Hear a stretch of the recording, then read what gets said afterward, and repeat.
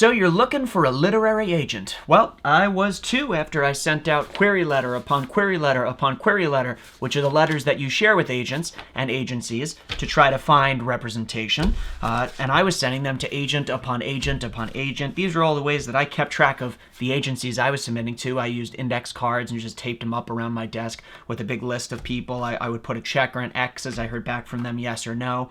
Some never responded to me, which... agents are busy, I get it, but it'd be nice if even as a formality we get a little bit of a no. There must be 30, 35 different people here. And this was all in regard to, at my time, it was just a proposal. It wasn't a book, but Gophers on the front lines of film and television. Now it's a book.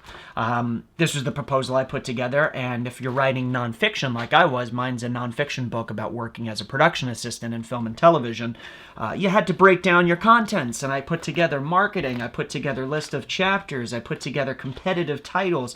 This in itself took probably 3 months to get right and revise and fine-tune, and there's a bunch of great websites that I used. I'll link those in the description so you can see how to put together a nonfiction book proposal, if that's something you're doing. But back to the agents. So you submit your letters to all these agents, and then you're waiting for them to respond. Now, some of them are really very nice. Some of them will respond with some feedback, but they won't offer any representation. They'll say, just so you know, I like this, this, and this, and I wish you luck, but it's not the project for me. That was probably the common response I got. Some others didn't respond at all. Like I said, that's no fun. And then a few responded and wanted a bit more information before we moved forward. Some of them wanted to know what my timeline was like, how far along I was with the proposal, if anyone else was looking it over. Well, one of them, he saw film and television, and he had a couple questions for me about that. Very specifically, he wanted to know what my writing was like. I really can't tell you how honored I am that you're looking at my book. I mean, it means a lot. Daniel, I think the book is fantastic. I really do. I just want to clarify something. You will be naming names of people, correct? Well, I mean, yes, of course. It's about film and television. I'm going to mention names, but I mean, I also want to... I'm only going to mention the names that I'm allowed to mention, if that makes sense. Right, so long as you're naming names. You're going to name names? Yes. I mean, that's...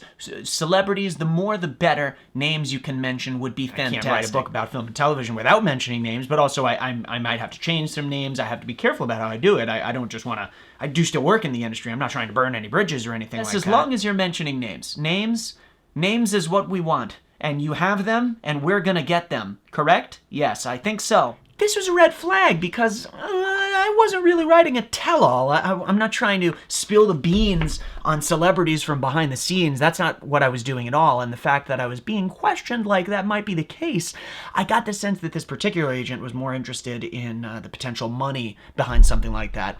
But I could have been wrong, so you know what I said?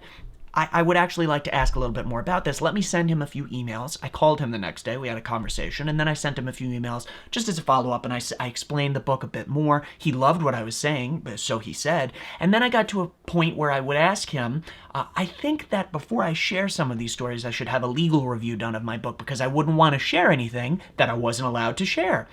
After I sent that email, I got a very interesting response from him. Dear Daniel, I have made the difficult decision not to move forward with representing you because you have scared me with such phrases as, I want to, quote, do the right thing, end quote, and, quote, not mention every single name I know, end quote. I wish you and your book get wrecked. Have a nice life. Toodles. Okay, I might be exaggerating a little bit. He didn't say exactly those words. But he did bow out of working with me as soon as he heard I was trying to do my book, my nonfiction book, the right way, because this is very much my career. I work in this industry, and I'm young in it, and I wasn't trying to burn bridges for the sake of writing a tell-all book, which I assume is what he thought I was going to be doing. The good news for me is I knew my book was a winner of a project anyway. This is something that I think is important if you're going to be self-publishing your own. I knew that I had an idea that I put together a comprehensible plan. I knew how to market it. I knew who I would market it to. I knew all that very well. And the good news is, after this agent went away, there was another one who followed him up, and this other agent was very nice, a very lovely person. I did end up signing with this agent for literary representation, and we did spend about a year pitching my book to major publishing houses like Penguin Random House. The other thing I was doing in the interim, I read a lot of film and television books, and I always loved Jenna Fischer's The Actor's Life. if you pick up a book in a library that is similar to the kind of book you're trying to write, again, this is another nonfiction book about working in film and entertainment, you can flip right to the cover and find out who the publishing house was. In this case, it was Ben Bella Books. And this is a great example of just one company that I did write. Some small boutique-style publishing companies or publishing houses you can submit your book directly to. The other important thing to note is that while my agent was pitching my proposal to publishing houses, I wasn't just waiting for a publishing house to throw money at me and say, all right, Daniel, write the book. Some authors do operate that way. Some authors have 50 proposals. They're not going to write every one of them into a book. They're going to wait for funding to be made available to turn one of them into a book. They would get an advance of some kind. But long story short, I wasn't just waiting for permission. I actually started writing the book. This is the original binder. Excuse the messiness now, but you can see I wrote out all the chapters. I organized everything. A lot of this is just messy ideas. Sometimes if I had a story I knew I wanted to include, I would just write it at the top of the page and not actually flesh it out. But I would then take this binder and use it to write the actual finished book that you see here today.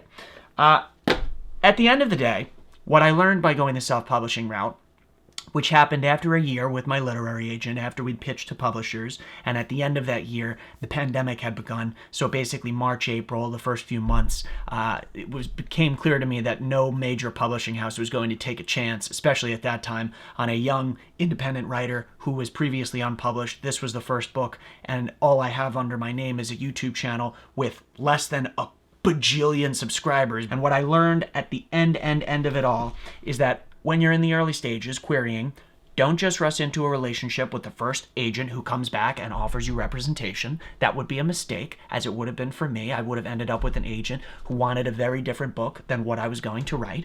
And also, a lot of the marketing, writing, editing, and sharing the book falls on your shoulders anyway. I have friends who have signed and published books through, signed with, I should say, major publishing houses, and they still do a lot of the work in terms of getting the book done and out there and marketed. So if the work is going to fall on your shoulders, you may as well consider self-publishing anyway, and you can reap the full-on benefits. To each his or her own, or their own, but at the end of the day, it's food for thought. I'm going to keep talking about how I made this book in the video series. Feel free to watch. All are welcome to like and subscribe. And feel free to comment any questions because I would love to answer them. Be well, everyone.